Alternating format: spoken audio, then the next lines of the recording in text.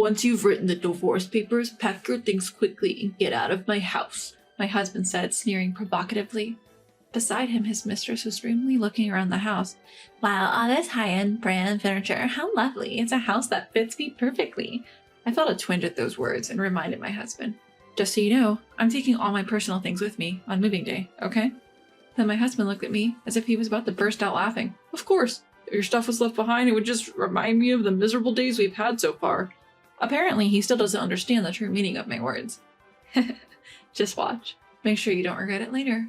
My name is Karen. I'm a 26-year-old interior coordinator. My husband Joseph is 31 and works in the construction industry. We met through our hobby of DIY and have been married for a quick 3 years. At first, we cared for each other, but now I feel grateful we didn't have children. The reason is that Joseph has become too self-indulgent. After coming home, he carelessly takes off his coat, eats the meal I prepared while complaining, doesn't even clean up, and retreats to his room. Before marriage, we made various agreements. One of them was shared household chores, and Joseph and I decided to share them equally. But now I'm taking on almost all the housework. I point out to Joseph that he should do his share of chores, but incredibly, he made this excuse. "Housework is easy, so it's natural for women to do it. Men have to take responsibility for work, so I don't want to do housework." He started to easily throw this rigid opinion at me, which he had never voiced before our marriage.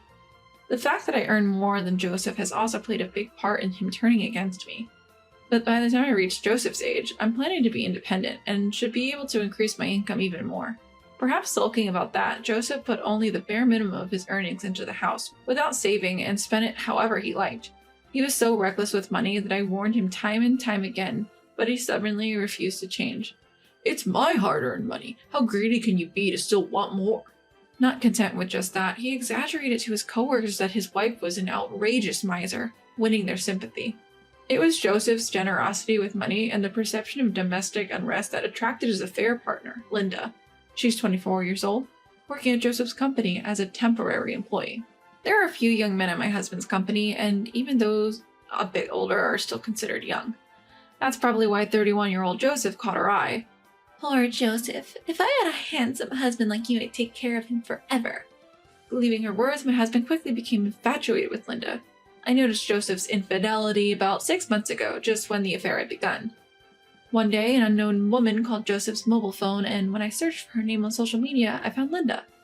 "Today's date with my future husband at a fancy restaurant. I'm so nervous since it's my first time." She posted such words along with several photos of a man recognizable as Joseph. I saved all of them and also retrieved their exchanges from Joseph's mobile phone. From the dates, conversations, and information about the places they visited, there was no doubt that he was cheating. When I found out about my husband's infidelity, I was neither angry nor sad. I just felt empty. I understand that getting lectured when coming home tired isn't comfortable, but all those things were necessary for our future. Maybe I was too harsh, but to have an affair just because you're fed up with family after only 3 years? I let out a heavy sigh. Certainly, I can't afford to be down and do nothing. I've been working hard, thinking that compromise was necessary between us, but I simply can't tolerate the cheating. I'm going to divorce him. I started looking for a lawyer to divorce Joseph. 1 month later, on a Saturday, I decided to bring Joseph and Linda together for a discussion. Naturally, they were shocked when I contacted Linda. They probably never thought I would find out about the affair, but perhaps out of joy for the marriage, Linda seemed really thrilled. She neither apologized nor tried to justify the affair to me, and immediately said, "Karen, are you really okay with this unprecedented compensation? I'm so happy." I calmly replied to her, "That's right. Joseph and I decided before our marriage not to divide our assets." At that moment, Linda held hands with Joseph and celebrated. Yes, Joseph and I had talked beforehand, even about what would happen if we ever divorced. In exchange for not dividing the assets, the compensation I would receive was also small.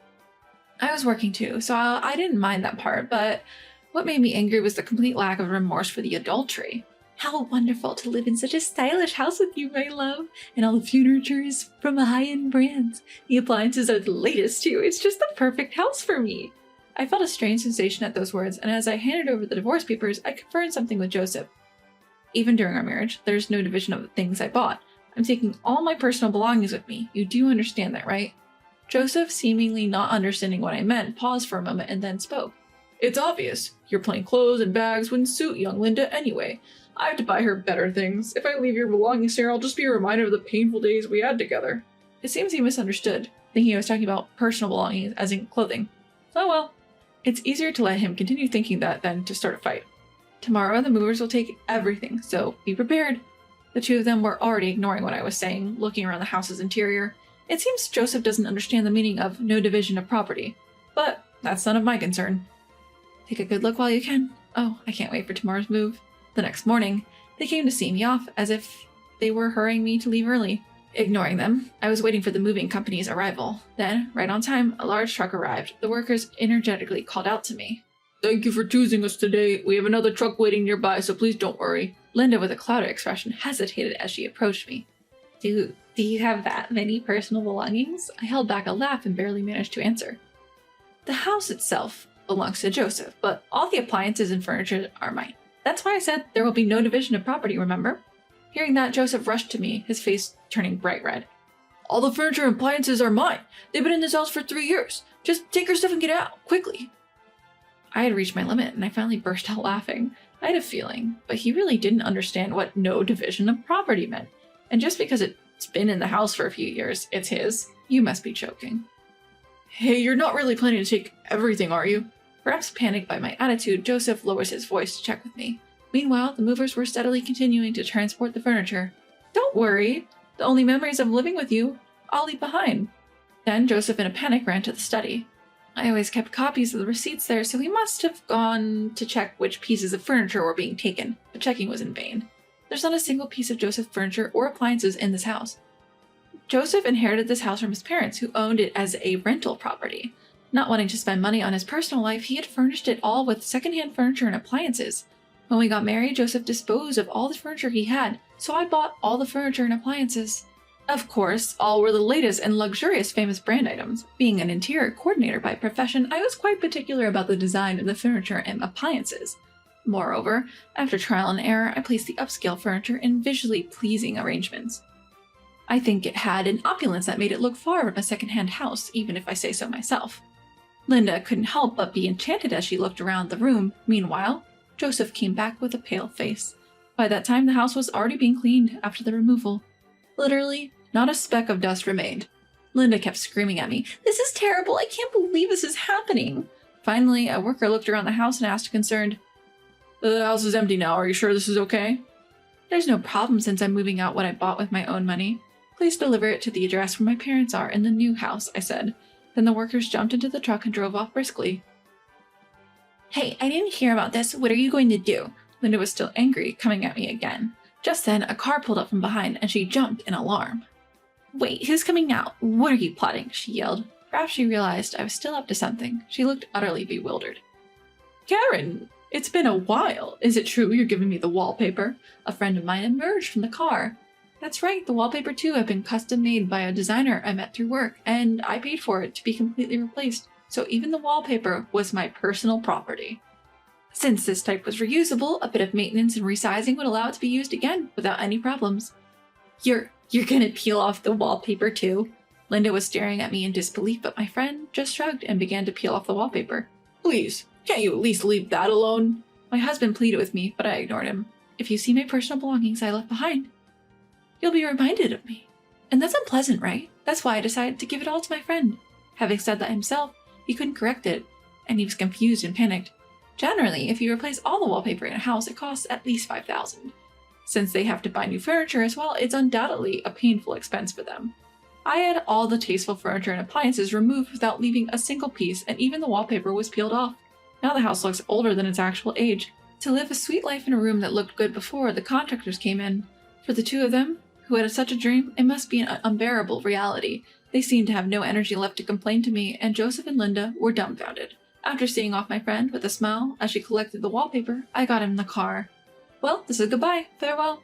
I casually bid farewell to the two of them and left the empty house behind. Afterwards, I used the furniture and appliances in my new home, but I soon got sick of the fact that Joseph had used them and called a friend who was a buyer to sell them. Fortunately, they were in very good condition, and I was able to sell them for a higher price than expected. What kind of furniture should I buy next? Where should I place them? As I was thinking about these things, I got a call from Joseph after a long time. "Linda just won't stop going on about having you arrange the furniture. Come to the house once." I didn't want to meet them, and it troubled me a lot, but my interest as an interior coordinator won out. What kind of furniture had those two bought? What kind of interior design did they want? All right, I'll go just to hear what you have to say. I found myself agreeing. Really? Remember, you promised. Joseph exclaimed with apparent joy before hanging up. On the promised day, I arrived at their place and was shocked at what I saw. They hadn't even re-wallpapered. And as for the furniture and appliances, it was all obviously secondhand stuff gathered from used goods stores. It looked exactly like a cheap apartment where a student might live. A whole month had passed since we parted ways, and this was just too much. Wait, what is this? This is beyond an interior design problem. I was at a loss for words. Linda took this as an insult and exploded in anger. We gathered this stuff just to live for now. We'll replace it soon. Since you took everything, use your connections or whatever, and make this a house we can brag about to our friends. She seemed to be very unhappy with a life surrounded by secondhand furniture and appliances. She was irritated throughout our conversation. Even asking for the budget, it wasn't enough for my fee. What's this? You're a talented coordinator, but you can't do this. You're useless. Facing Linda's indignation, I was dumbfounded and explained. Any coordinator, no matter how skilled, can't do much with such a limited budget. This is ridiculous and way beyond connections. She seemed serious about having me arrange high-end brand furniture and appliances on such a tight budget. Linda, now entirely frustrated, finally began to explode in anger. What? Ridiculous. Did you come here just to look down on me? If you don't like it, I'll leave, but if you want to furnish your home on that budget, you should at least polish your interior sense. You really are making fun of me. But just because you have a slightly fashionable job, don't get so overconfident. Hey, stop it. Joseph tries to calm Linda down with a weary look on his face. Joseph, say something to her. Just stop it, both of you. Linda, please be quiet. I'm sorry for the noise. After everything, I had to marry Linda. But as you can see, she's angry all the time, and it's tough every day. Apparently after I left, they had a big fight in the now empty house, but since Linda had already quit her job to get married and had reported the marriage to her parents, she had nowhere to go. Joseph confessed that he married Linda solely out of compromise so she would take care of the housework. But such a marriage was bound to fail, and thus he had given up so soon. Please, Karen, help me fix our relationship again, begged Joseph. I responded, clearly annoyed. What's this? Planning to cheat on me next? No, the thing with Linda was just temporary. Confusion. After you left, I realized that there's no one more wonderful than you, Karen. You're not serious, are you? I suddenly realized I had raised my voice. You're the one who told me to get out of this house, right? I divorced you, just like you wanted. You can't possibly expect me to change my mind now. Please, Karen, don't call me by my first name so casually. This rundown house is your chosen castle with your affair partner. You two should get along together. Wait, Karen. Ignoring Joseph's pleas, I quickly left the house. It's not worth satisfying curiosity by looking into someone else's downfall. What a life lesson, I thought to myself. Later on, I heard that Joseph and Linda begged their parents to help with the cost of purchasing furniture and appliances, but they were apparently disowned by both sets of parents.